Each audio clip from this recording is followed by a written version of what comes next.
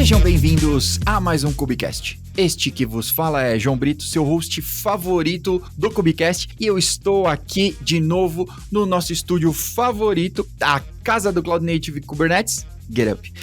Se você quiser mais informações, acesse lá meu patrocinador favorito, github.io. É que mantém esse Cubicast funcionando. E hoje temos um episódio muito especial. É um cara que eu já acompanho há um tempo no LinkedIn, vários conteúdos, e eu quero apresentá-lo para vocês, Rodrigo Spooker Montoro. Eu vou deixar ele contar para o mundo quem é ele. Por favor, Rodrigo.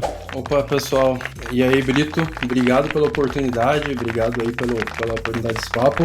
Eu sou o Rodrigo Montoro, né? Sou conhecido, meu apelido é Spooker, né? Então, se você pegar todas as minhas redes sociais, geralmente é Spooker Labs. Uhum. E eu sou head de Threat and Detection Research, né? Na Claves. E lá a gente faz toda essa parte de engenharia de detecção, a gente melhora as detecções do SOC, diferentes fontes de dados, né? E uma das partes que eu pesquiso bastante, né? Especialmente nos últimos 3 anos, é sobre nuvem, né? E mais especificamente sobre a AWS, né? É um ecossistema gigantesco e eu acho que querer saber todos os ecossistemas é algo inviável na nossa cabeça, assim, pra entender direito, né? Sim, pode crer. Pô, que legal poder conversar sobre segurança com um especialista e que eu acho que é muito da vida, parece que é mais ainda, né? Porque eu normalmente falo com sysadmins, né? DevOps ou no máximo um developer que aparece infiltrado aqui no nosso podcast, mas a vida do cara de segurança é de muita pesquisa, né? Parece que vocês têm que estudar mais que todo mundo. É verdade isso no dia a dia de vocês? Cara, eu brinco, né? Eu converso bastante com a minha mulher, né? Que a gente vive numa escravidão mental, né? É uma escravidão mental que não tem saída, né? Você entrou, você não consegue sair mais, porque você vai ser aquele paranoia sempre e a evolução é muito rápida, as coisas mudam muito rápido, você tá indo dormir, de repente aparece um gatilho novo de uma falha nova, você tem que parar o processo de ir para a cama e dar uma olhada naquilo, especialmente quem trabalha nessa parte mais de monitoramento, de resposta a incidente, é mais dinâmico ainda, né? Então, assim, é uma área desafiadora, né? Vamos chamar assim, né? Que tem que estar muito afim de estudar. E para ser um bom profissional de segurança, você tem que ter toda a base, né? Eu acho que não... A gente discute bastante com as pessoas isso, né?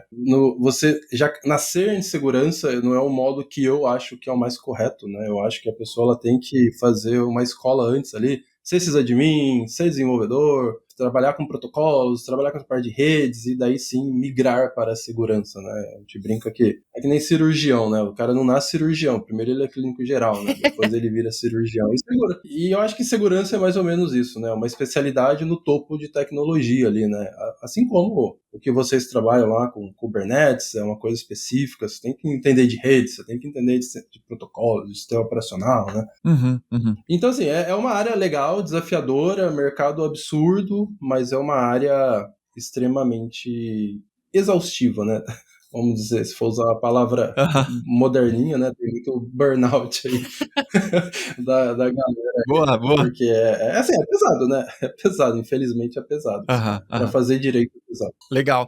A gente já falou recentemente, ou talvez nos últimos episódios, a gente tem tocado nesse assunto, né? Sobre entender a base, né? Eu achei legal isso que você estava falando, porque recentemente eu tentei contratar uma pessoa para a área de segurança. E era muito complexo, ou eu encontrava pessoas com habilidades muito diferentes da nuvem, então elas não tinham experiência com a nuvem, eram bons pesquisadores, e tem toda uma nomenclatura que eu não conheço. Então, ou ela era desse ramo, assim, né, de segurança, ou então era muito novata, tava com as coisas muito por cima das coisas, né? Não, eu sei um security group aqui na AWS. Não é exatamente isso que é segurança, pelo menos não no meu conceito. E como é que é isso nos seus parceiros, assim, quem você conhece, já que é o seu meio? É que assim, eu acho que tem a geração mais antiga, né, que eu acho que eu faço parte dela, né, que quando a gente começou a mexer com tecnologia, né, não existia área de segurança praticamente, né, você tinha pouquíssimas empresas que tinham ali uma empresa de segurança, era uma exceção à regra, né, você tinha alguém de infra que mexia um pouquinho com firewall, né, que era esse mundo. Então, assim, a maioria do pessoal, se você pegar o pessoal ali, vamos dizer, eu sou dos anos 80, né, então, assim, se pegar pegar essa geração, a galera foi desenvolvedora, a galera foi sysadmin, né? A galera mexeu com roteamento, com telecom. Então, assim, foi pessoas que, na maioria como eu fui meio que migrado para segurança em algum momento da minha carreira, né? Eu até participei de outro podcast esses tempos atrás, que eu não falei de tecnologia, né? Eu justamente falei, tipo, cara, do meu passado, né? Tipo, cara, primeiro computador, toda aquela história, né? Porque hoje é muito fácil para as pessoas ter acesso a um computador, ter uma internet, etc, né? E naquela época não era, né? Tipo, primeiro computador comprado no consórcio, né? Hoje você fala consórcio, você tá falando de um carro, de uma casa, né? Sei lá, esse negócio. E naquela época era com computador. Só que assim, a gente tinha pouco material, então você estudava muito aquele material, né? E daí depois você começava a aprimorar, você ia, que nem eu falei, sysadmin, acho que a maioria trabalha em provedor, essas coisas que dá uma base muito sólida, né? A base muito sólida, e depois a gente foi migrado para segurança. Então acho que a maioria dos meus amigos mais antigos, né? Eles têm essa base mais sólida, né? E a gente vê, como você falou, muita gente que entra em segurança e não se preocupa. Lógico, tem muita gente que entra para segurança e se preocupa com a base. Sim. Mas tem muita gente que entra em segurança e não se preocupa com a base. E daí não fica um bom profissional de segurança. Se você não tem base, acho que para qualquer coisa, na verdade, se você não tem uma base sólida, os conhecimentos específicos eles vão ficando menos aprofundados e não tão bons, né? Acho que essa que é a verdade. E da hora que você aperta essas pessoas, né? Tipo, o cara não sai do outro lado, porque ele sabe usar a ferramenta, né? Uma vez, cara, tinha um podcast muito antigo que era do Bonagura e do Bordini, né? Chamava Stay Safe Podcast. E eu participei dele, acho que em 2010, eu acho que eu tava indo para uma empresa americana e tudo mais, né? E eu falei e naquela época, cara, você vê, sei lá, 12 anos atrás, 13 anos atrás, eu falei, cara, o mercado forma muito de segurança, né? Forma muito administrador de appliance, né? E não falando mal dos appliances, falando mal das pessoas que manipulam o appliance, entendeu? Porque elas aprendem a mexer com o appliance e elas não estão preocupadas em entender como as coisas funcionam, sabe? E então, assim, isso é uma coisa que tem muito no mercado, né? As pessoas tem muito ferramental hoje, é muito fácil você fazer alguma coisa de forma automatizada sem saber o que está acontecendo, né? Realmente acontecendo por trás dos panos ali, né? Então, a hora que você quer ter uma conversa mais profunda, né? Que nem você vai fazer uma entrevista, vai conversar com alguém, você não consegue achar essa pessoa, né? Se você tem essa base, você às vezes tem esse problema de encontrar essa pessoa, né? Lógico que nem você está falando, a pessoa não saber de segurança de nuvem, a pessoa não saber de segurança de Kubernetes, de container, essas coisas, daí já é um conhecimento mais específico, é treinável, eu acho, né? Eu fui um cara que fui migrado para nuvem há pouco tempo, né? Comparado com algumas pessoas, né? Mas eu tenho há vários anos em segurança, né? Então foi um movimento mais tranquilo, né? Legal. Sobre esse movimento, inclusive, eu tava dando um spoiler, tem uma pergunta aqui que é do movimento para a nuvem, né? A gente ainda vê isso acontecendo, inclusive eu vejo gente fazendo o movimento contrário, né? Voltando da nuvem para dentro do data center ali, para on-premise, mas a gente ainda tem... Eu vejo pessoas dos dois lados dos mitos aí. O mito de que no on-premise tá tudo sob o meu controle, então eu tô muito mais seguro. E dois iludidos, né? E o outro lado é que a pessoa... não, tá na nuvem, né? Então a AWS já pensou nisso e já resolveu para mim.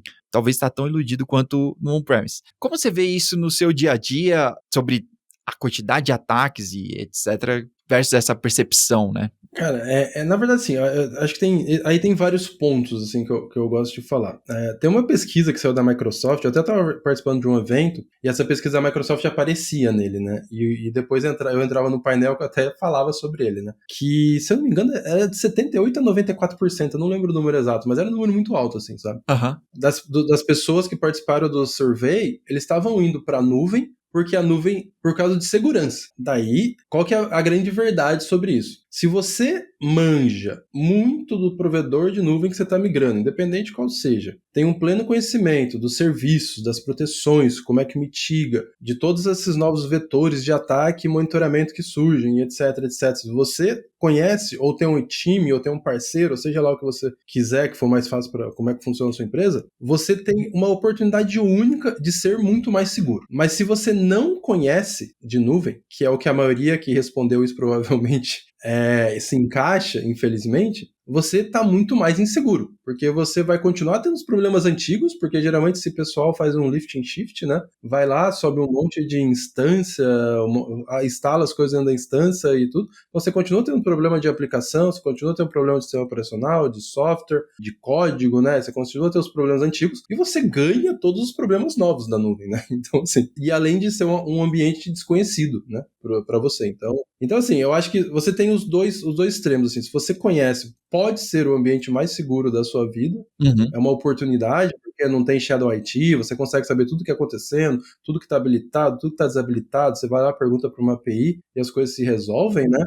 E ao mesmo tempo, se você não conhece nada disso, você tá ferrado, que o cara vai cair dentro da sua nuvem lá, permissionamento excessivo, né? Eu gosto de falar que a gente tem a tríade de problemas novos, né? Que é a parte dos misconfigurations, né? Aham. Isso é uma parte totalmente nova, né? Tanto para quem faz a parte de gestão de vulnerabilidade, é outro lugar para olhar, né? Com outras vulnerabilidades, né? Que são os misconfigurations da nuvem. E você tem a parte do permissionamento excessivo, né? Que porque hoje, a hora que vaza uma chave, não tem mais perímetro, né? O perímetro não existe, né? O cara vazou a chave, o cara configura na máquina dele que está dentro da sua conta, né? No on-premise, você tinha que cair dentro do perímetro para usar uma credencial, muitas vezes, né? Então, e a parte de monitoramento, né? Você tem todo um lugar para monitorar diferente, né? Você tem o control plane, né? Que tem ali toda uma especificidade de ataque, de manipulação, de elevação de privilégio, de movimentação, etc, né? E tem um segundo problema, especialmente para quem trabalha com monitoramento e resposta a incidente, que é justamente a parte do data plane, né, que é a parte dos eventos dos serviços, né? Então, quando você pega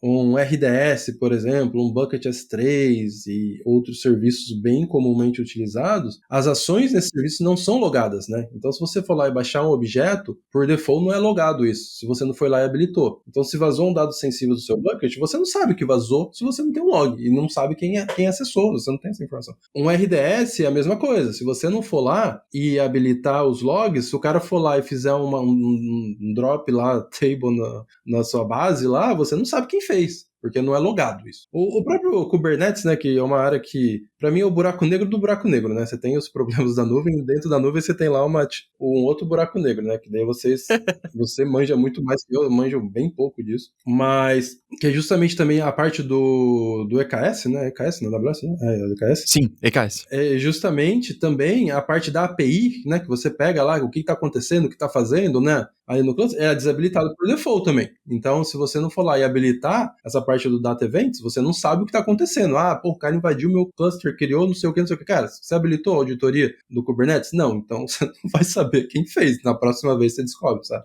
Sim. Então, assim, você tem toda essa tríade aí de problemas novos, né? Aham.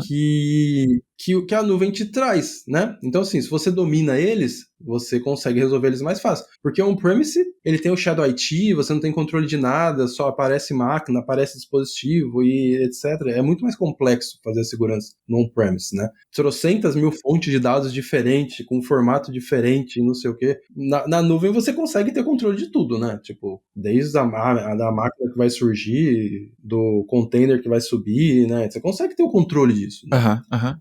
No on-premise não, on-premise você não tem. Então, assim, você tem esses dois mundos, mas as pessoas não entendem, né? Daí até eu fiz uma talk sobre isso, né? E até vai sair um webinar que a gente gravou falando sobre o default truth, né? Do modelo de responsabilidade compartilhada, né? Então, assim, você tem vários problemas defaults ali que você tem que conhecer para corrigir. Não tô falando que é culpa da AWS ou culpa do fulano do ciclano. Você tem que saber que existem aqueles problemas e como é que você mitiga eles, né? Aham. Porque se você for no modo default da nuvem, aqueles problemas vão estar lá e você vai, infelizmente, você vai se ferrar com eles uma hora, né? Então, é uma coisa que a gente brinca bastante falar, né? É justamente assim, as pessoas quando elas vão para a nuvem, né, elas tinham que fazer uma provinha se elas realmente entendem o modelo de responsabilidade compartilhada, né? Porque, que nem eu falei, assim, a maioria das pessoas, você deve ver isso mais que eu, assim, que eu não tenho esse background de DevOps, né? Eu tenho mais o background de segurança, que foi estudar segurança de nuvem. A maioria vai no lift and shift, né? Acho que é o meio modo padrão das empresas mudarem, né? Eu vou subir muda de data center, basicamente, né? Eu vou subir toda a minha instância aqui no provedor e a partir disso eu começo a instalar as coisas e depois eu começo a fazer fazer coisas mais cloud native, né? Daí eu começo a tentar usar um Lambda, usar container, usar essas coisas, né? E tem um estudo da Scientia, né? Quando você faz esse lift and shift, né? O modo mais padrão de ir para a nuvem, você mantém 92% da responsabilidade, né? Então você não terceirizou nada praticamente, né? Tipo, você basicamente você manteve a responsabilidade. Você não tem mais responsabilidade pelo switch, pela energia das máquinas ali, pelo APM, mas tipo, o final do dia tá tudo lá com você, né? Ah, legal, legal. Eu concordo com você, eu acho que essa visibilidade, né, é muito complexa e o on-premise é inevitável numa vida longa de on-premise que você mantenha tudo exatamente na mesma versão, tudo funcione, entre aspas, tão bonito quanto é na cloud, porque, na verdade, está escondida essa parte, né, a gente está pegando ali dos componentes para frente, mas eu também concordo que a gente ter a API ali na mão dá uma agilidade muito maior, uma visibilidade, né? E falando ainda sobre visibilidade, como um bom stalker, eu estava olhando outras coisas que você estava compartilhando também, sobre isso, sobre a falta de visibilidade que traz problemas, porque você sequer sabe, né, o que está acontecendo. Você citou o S3, né, que você nem sabe que está acontecendo algo de errado, né, porque você nem tem log, você não tem uma monitoração eficiente. Queria que você falasse um pouco sobre essa visibilidade, assim, como que a gente pode dar alguns passos, né, fechando aqui um pouquinho na nuvem, inclusive até na AWS, assim, mas como que a gente pode dar alguns passos práticos para ter mais visibilidade e para tentar se precaver um pouco mais? Não, claro. Na verdade, o que eu gosto de falar é, para você ter uma detecção eficiente, né, você precisa saber quais são as suas ameaças, né? Então, como é que você começa a mapear suas ameaças, né? Você tem que pegar e fazer o modelagem de ameaças, né? O threat modeling, né? O famoso threat modeling, né? E se você pegar a literatura e todas essas partes, né, o threat modeling ele é muito focado em aplicação, né? Você pegar as leituras mais clássicas lá, o SDLC e tudo mais, né? Tem uns livros e tudo. Mas, em resumo, o que você precisa saber? Que na minha cabeça funciona muito simples, então eu não entendo porque as pessoas não fazem isso, né?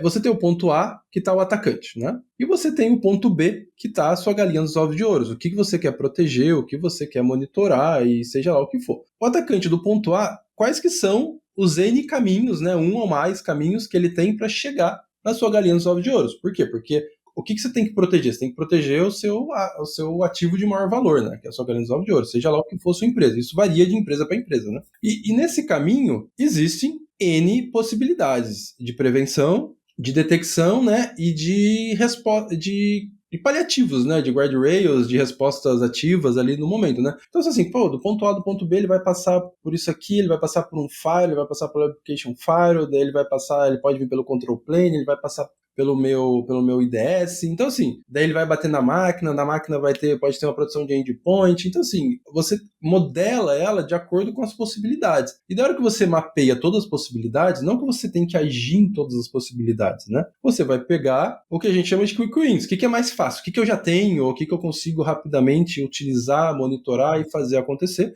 E depois você vai vendo, porque tem coisas que tem que investir, tem coisas que talvez tem que mudar a arquitetura, né? Então, não é um negócio, muitas vezes não é um negócio tão simples, né? E daí, a partir disso, você começa a falar, bom, beleza, então essas fontes de dados eu preciso para, no mínimo, monitorar. Né? Então, a partir disso, você começa a ter a visibilidade. E em cima da visibilidade, né, primeiro você tem que ver, daí você cria as detecções, que é muito o que o meu time faz. Né? A gente cria as detecções em cima dessa visibilidade. Se acontecer no ambiente do cliente, o cliente tem um alerta ali porque aconteceu. A gente, lógico, porque quando a gente atende vários clientes, as fontes de dados muitos são comuns, e existem, lógico, os ataques que são mais comuns também, né? Você pega os reports que tem por aí de top ataques que aconteceram no mundo, né? E, tipo, você se protege deles também, né? Então, a partir disso, você cria a detecção, e a detecção é que vai daí desencadear todo o processo de resposta a incidente, né? Vai gerar o alerta, vai fazer análise, vai enriquecer esses alertas e tudo mais. Mas, assim, tudo começa você saber o que você quer proteger, né? Porque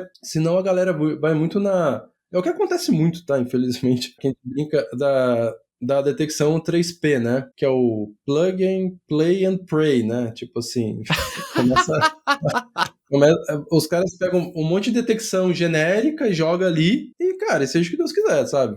Às vezes vai detectar, às vezes não vai, né? Pode detectar alguma coisa, mas se pega um cara um pouquinho mais esperto, não vai pegar ele, né? Então, você tem que refinar, né? Eu gosto de falar de alfaiataria, né, cara? Tipo, pode comprar um terno numa loja comum, né? Que vai ficar aquele terno mais ou menos encaixado no seu corpo, né?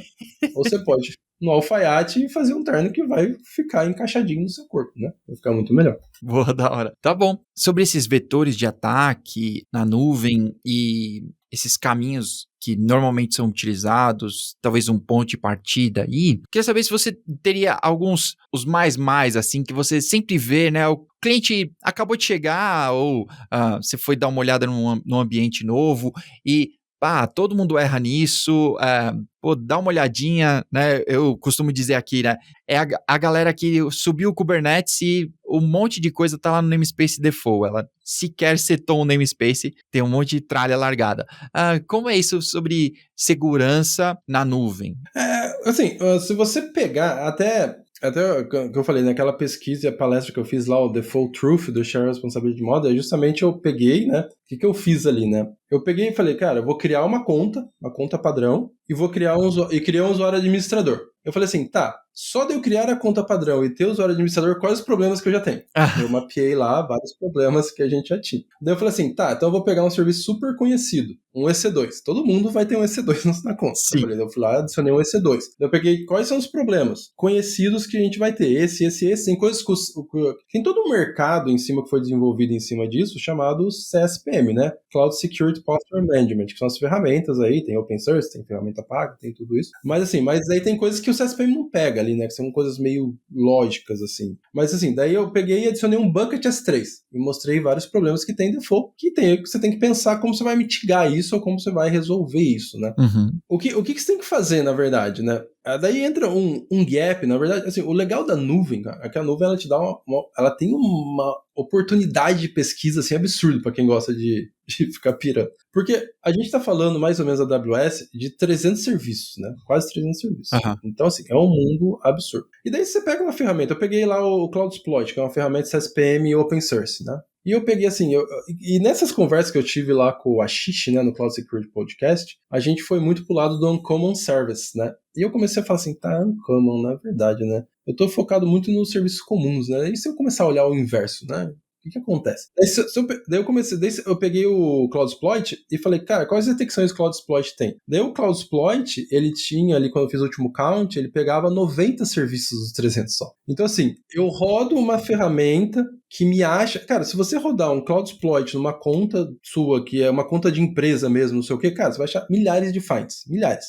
Tipo assim, tranquilamente, lógico, de informativo a crítico. Mas isso, a gente tá achando milhares de finds que a gente tá olhando só para 30% do serviço, praticamente. A gente tem 70% dos serviços que a gente não sabe se eles são falhos de configuração, se tem abusos. Por quê? Porque muita gente não parou para olhar ainda. Talvez não tenha nenhum problema, nenhuma falha. Talvez tenha serviços que não tenha como ser abusados, por motivo A, B ou C. Mas assim, talvez ninguém parou para olhar, né? Então, assim, é muito específico você pegar uma ferramenta, eu sempre falo, cortar o mato alto é CSPM. Se você nunca fez nada no seu ambiente, não tenta diminuir permissionamento, não olha 100% para o monitoramento, cara, tenta cortar o mato alto, roda uma ferramenta CSPM e tem uma noção, né, de toda a problemática, porque ele vai pegar desde coisas mais simples, né, como, não tem MFA em umas contas, tem muito administrador, não tem criptografia, o bucket está público, né, você vai ter tudo isso. Uhum. E depois você evolui ali. Só que um dos grandes problemas do CSPM, daí entra assim, você roda a ferramenta, ela te dá lá milhares de finds, né?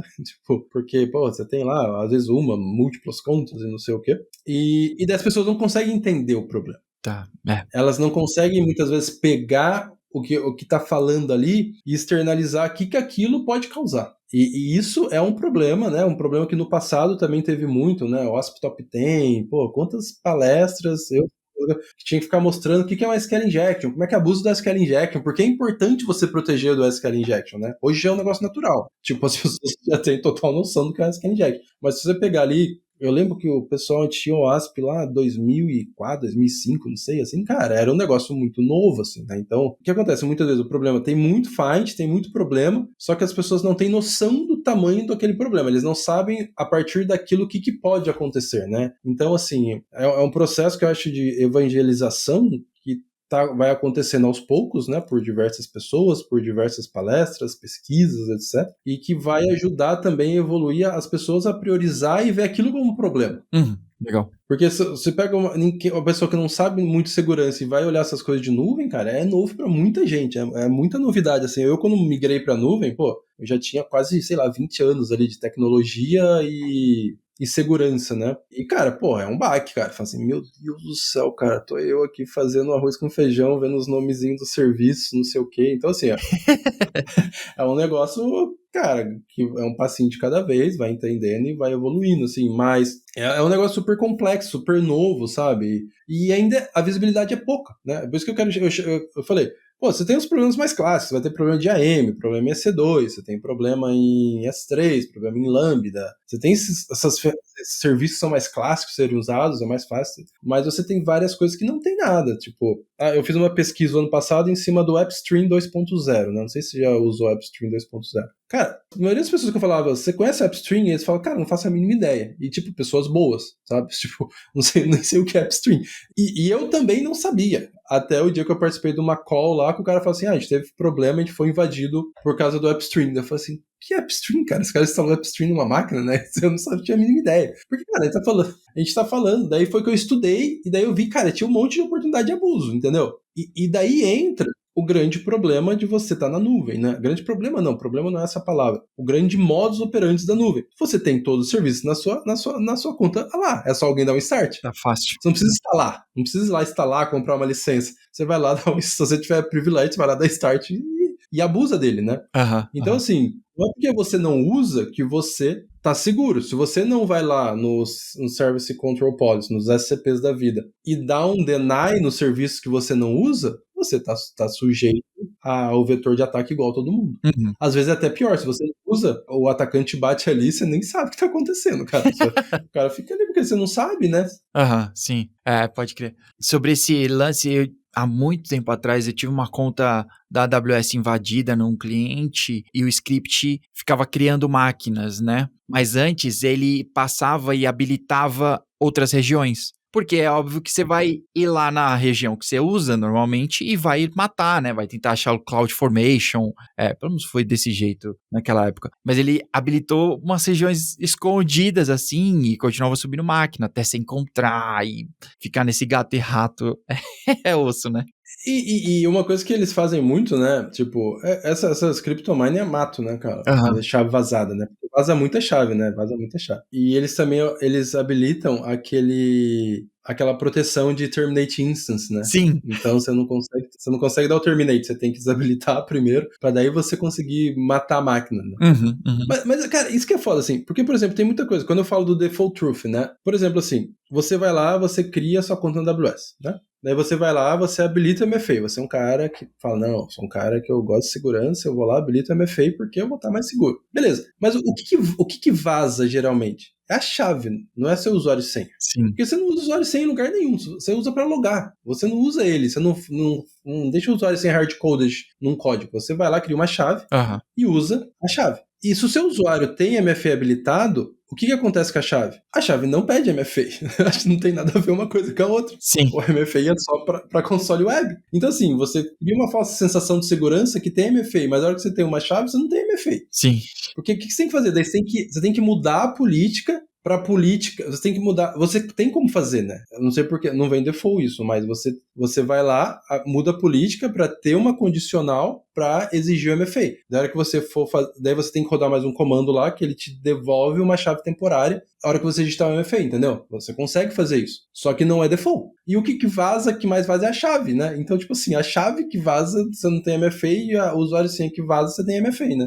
Então, assim, são detalhes que fazem toda a diferença. Entendi. Da hora. Eu tenho uma outra pergunta. Você estava falando sobre CSPM, né? Eu conheço pouco sobre CSPM. Eu conheci mais por causa do pessoal da Aqua Security. Conheci eles há um tempo. A gente até tinha uma parceria, mas me parece que a segurança na nuvem, ela sempre vai cair para essa personalização, que não tem uma ferramenta que vá olhar e você possa ter uma confiança muito grande nela. E aí você é obrigado a ter um guru de segurança no seu time para poder olhar um pouco mais profundamente e saber sobre o seu ambiente, cuidar daquilo personalizado. Isso é verdade ou tem algo a mais do que o CSPM que pode me ajudar um pouco mais, que pode ser um segundo nível, terceiro, sei lá? É que assim, né, Brito? Se você parar pra pensar, né? Se você quer fazer qualquer coisa direito, você tem que dominar aquela coisa, né? Seja lá o que for, cara. Acho que isso. Se você for ser um médico, vai operar um cérebro, você tem que manjar de tudo do cérebro, né? Você tem que. Vai ser um cirurgião do coração, você tem que manjar tudo ali, né? Então, quando você vai pra nuvem, você tem essa problemática assim, eu vou, mas eu não conheço. Então, assim, não, pera. Então, se estrutura pra ir. Como eu falei, cara, eu não tenho dinheiro. Então, cara, arruma um parceiro. Tipo, terceiriza, contrata alguém. Lógico que você tem ferramentas que podem te ajudar a tirar um pouco do peso de você rodar uma ferramenta externa, né? Você pegar o Cloud Exploit que eu falei, né, que tem uns 30% lá, a Aqua comprou esse projeto há uns 2 anos atrás. É da Aqua hoje, né? Da Aqua Security. Mas se você pegar, você pode ir lá, começa com o Control Tower, daí o Control Tower já tem controles, que daí automaticamente já vai ter organizations, já vai ter a parte do SSO, né, que também vai te dar mais segurança. Daí já vem embutido lá, acho que o Trust Advisor, que ele vai checar ali junto com o Security Rub, você vê lá, pelo menos a parte do CIS, né, dos compliance, pelo menos com o CIS Benchmark. Então assim, mas no final, fringir dos ovos, tem coisa que é meio lógica, assim, que não pega em ferramenta, né? Você tem que ter aquela noção de como as coisas funcionam e ir lá e tentar resolver, né? Tipo, então, essa parte de permissionamento excessivo, de adicionar um conditional, por exemplo. Eu falo assim, por exemplo, cara, e tem coisa que não precisa ser muito esperto, né? Dá pra você ser assim, dá pra você ser simplista, cara. Pensa assim, ó. O que acontece? Vaza uma chave. Qual que é o grande problema das chaves? As chaves que têm permissionamento excessivo. Vamos considerar permissionamento excessivo? Você tem 5 access level para as actions, né? Que são as permissões que você dá lá. Né? Você tem 13 mil actions na AWS, mais ou menos. Um pouco mais, quase 14 mil. E essas actions elas são divididas por serviços, né? E esses serviços têm ali, e essas actions elas são divididas em níveis, né? Esses 5 níveis, tem 3 que é tagging, reading, list, que eles são, entre aspas, inofensivos, né? Entre aspas eu falo por quê? Porque talvez a galinha dos ovos de ouro seja a sua base de dados, um DynamoDB, com uma action de read e ler os dados, entendeu? Então, tipo assim... Em teoria. Mas vamos pensar que o grande problema são as de Write and Permission Management, que daí eu consigo criar, modificar, deixar um negócio público e tudo mais. Então, o que eu sempre sugiro pra galera fazer? Cara, se você vai criar uma policy, vai dar uma permissão, seja lá para quem for, se tem uma action que pode escrever ou que pode mudar um permissionamento, coloca uma condicional. E o que é uma condicional que é super efetiva? A IP Source. Então, tipo assim, você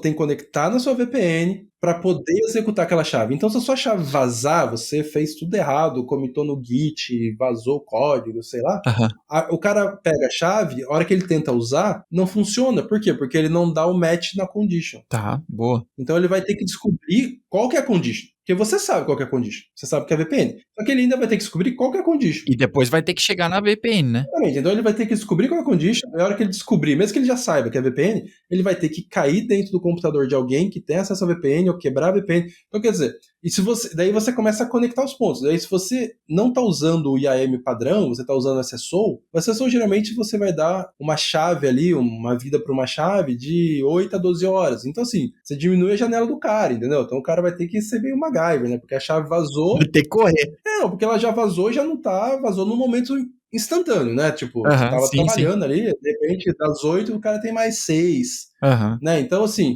a probabilidade de ele conseguir ganhar esse acesso é pequena. Então, assim, o que é muito importante, eu acho que quem trabalha nessa parte de Blue, que a gente fala, né, no lado azul aqui de defesa, é justamente isso. A gente não precisa ganhar todos os jogos, a gente precisa ganhar só o campeonato. Então, assim, o cara conseguiu acesso à minha chave, ok, só que ele não conseguiu usar, então eu ganhei.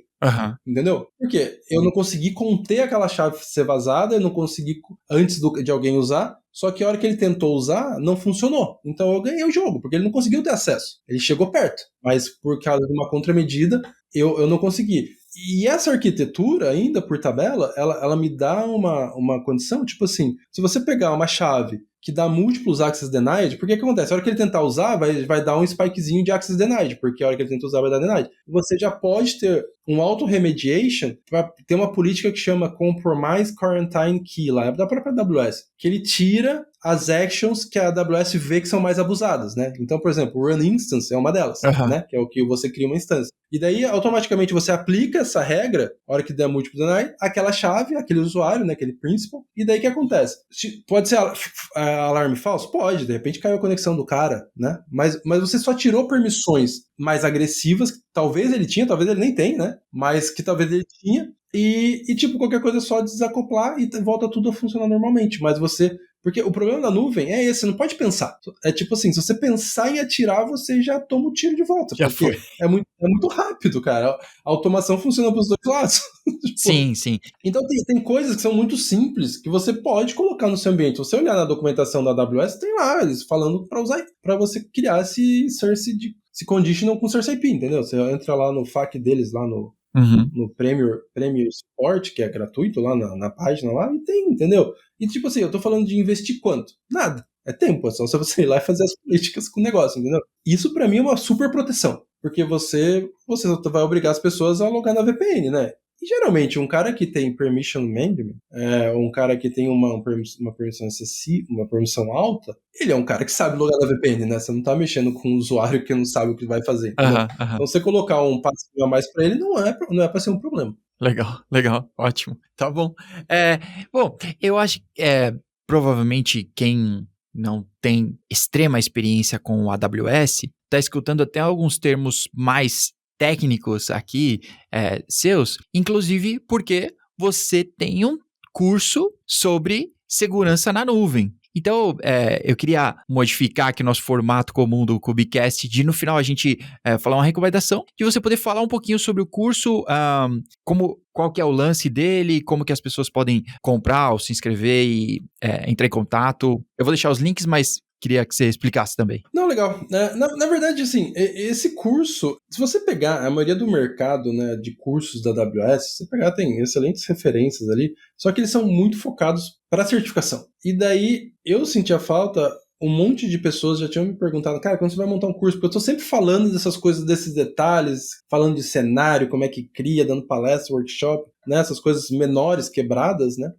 E daí, eles sempre perguntaram, eu falo assim, tá, beleza, eu vou criar um curso prático, então. Eu vou criar um curso da vida real. Vou pegar essa tríade que eu fico falando o tempo inteiro, CSPM, Misconfiguration, permissionamentos e monitoramento, vou criar lá, explicar como é que funciona, como é que acontece e mostrar na prática o que aquilo vai acontecer. Se eu configurar um VPC endpoint, né, tô viajando aqui, tá?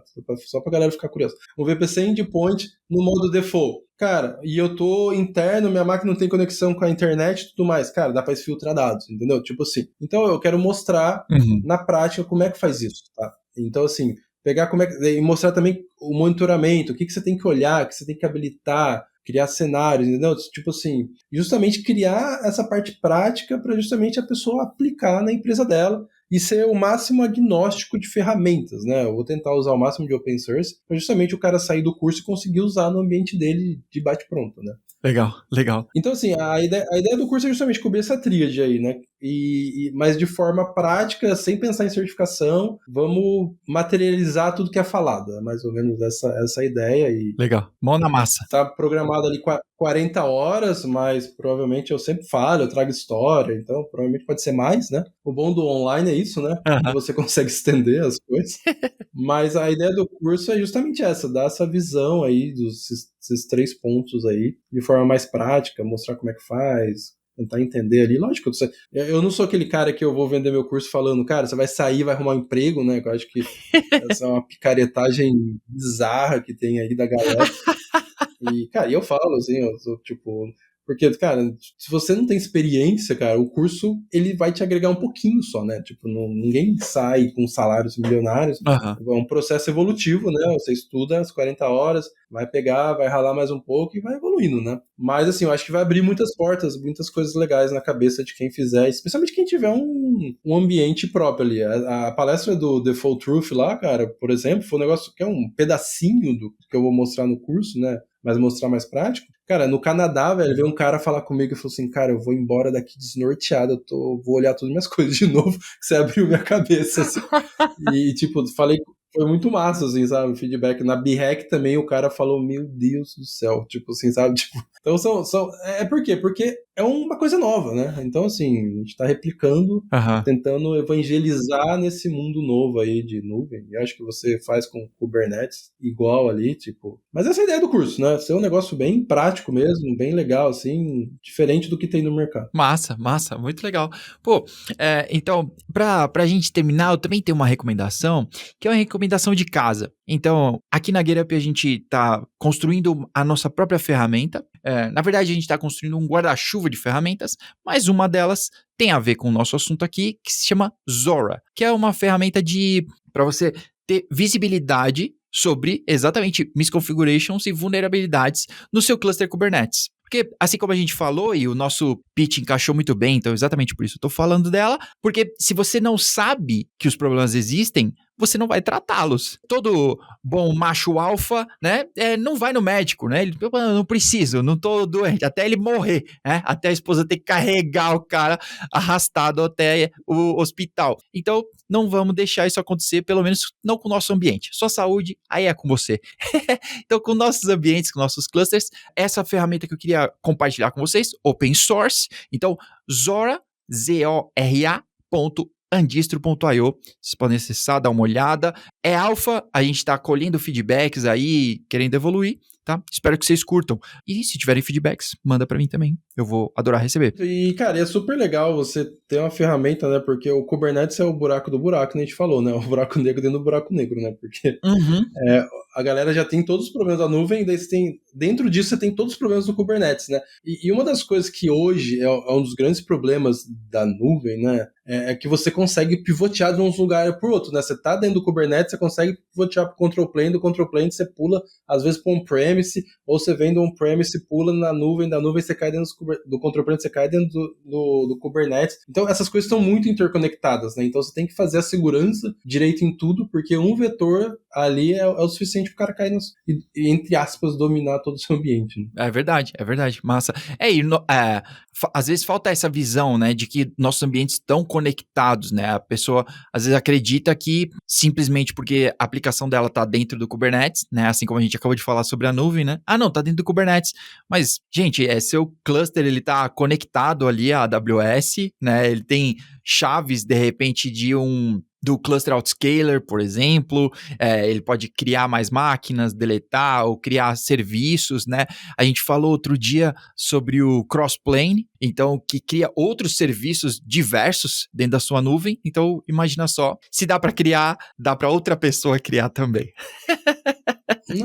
Cara, é uma loucura esse mundo novo que a gente vive, mas você tem que olhar para todos os lados, senão você vai sofrer com problema. Isso infelizmente, é verdade.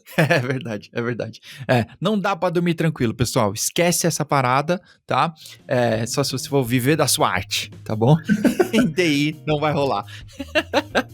Pô, Rodrigo, queria te agradecer muito por esse papo, foi muito esclarecedor e também não vou poder dormir tranquilo quanto à segurança, mas antes da gente terminar, eu queria te dar a oportunidade, se você quiser fechar com alguma palavra aí pra galera, um recado, uma dica, fica à vontade. Cara, o que eu gosto de falar sempre é estuda a base. Na verdade, eu sou meio... Estudo os detalhes, entenda o que você tá mexendo, entenda o que você tá fazendo, porque no final do dia, a melhor tecnologia é a que você domina e consegue manipular ela de forma segura ali, fazer todo o procedimento. Cara, pergunta, não sabe, pergunta. Acho que a galera, às vezes, tem muita gente boa por aí que basta você perguntar que ela vai te responder, né? Às vezes as pessoas criam umas barreiras ali. E não acredita em tudo que a gente fala, né? Sempre valida. Isso, não acredite em tudo que a gente fala, tá bom? Mas uma coisa que eu digo aqui, e pode acreditar, que eu tô muito feliz por você ter acompanhado a gente até aqui.